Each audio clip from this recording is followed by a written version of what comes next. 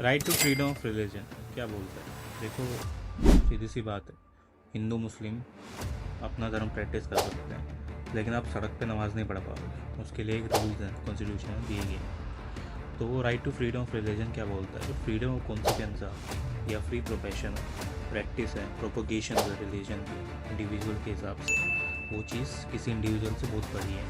ठीक है, आप पूरे स्टेट का देखोगे, आप एक किसी बंदे का नहीं देख रहे बैठ के।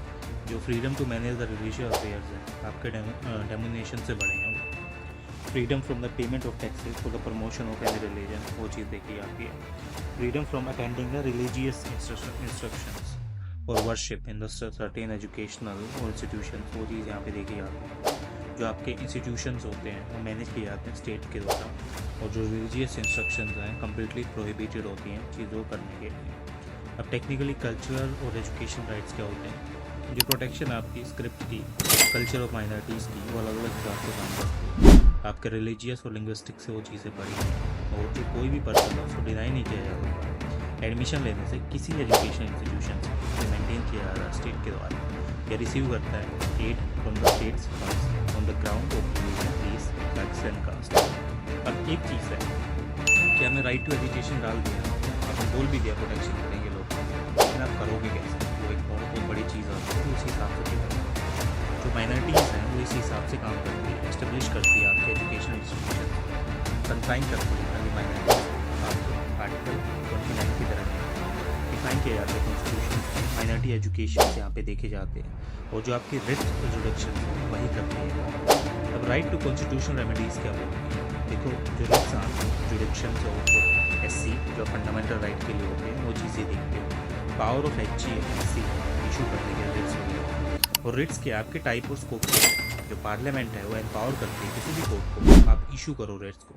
SC उस चीज़ को रिफ्यूज़ नहीं कर सकता, क्योंकि वो रिट्स आपके एक्सरसाइज करते हो रिट को काम करने के लिए। SC ये भी नहीं बता सकता कि हैबियस कॉर्पस के हिसाब से आप कैसे चीज़ें करोगे, और ये प्रोड्यूस भी नहीं कर सकता जो बॉडी है आपकी डिटेन पर्सन की बिफोर द कोर्ट, किस हिसाब से आप यहाँ पे डालोगे। इशू होते हैं बहुत पब्लिक अथॉरिटीज और यूजर्स के अगेंस्ट, और जो मैंडेमस है जैसे कोर्ट है, पब्लिक ऑफिशियल्स आप कर रहे हैं किसी भी चीज़ को परफॉर्म करने के लिए ऑफिशियल ड्यूटीज़, तो उन चीज़ों को नहीं हटाना, उसको खाली ओनली अगेंस्ट पब्लिक अथॉरिटीज़ होती है चीज़ें, वही हिसाब से काम करता है। प्रोविजन है जैसे आपका higher court to lower court prevent करता है आपके एक्सीड करने के जुडिक्शन। जो आपके जुडिशियल और क्लासी जुडिशियल अथॉरिटीज़ होती हैं प्रिवेंटिव के हिसाब से काम करती है चीज़ें करने के लिए, वो एक अलग काम है। सेटियोरी है जैसे आपका हायर कोर्ट है, लोअर कोर्ट है, ट्रांसफर करता है, क्लैश करता है। प्रिवेंटिव और आपकी क्यूरेटिव जजमेंट्स होती हैं। फोरो वारंटी होता है जो इंक्वायर करता है legality of claim to the public officers, ये सारी चीज़ें आती है। यही चीज़ यहाँ पे देखते हैं।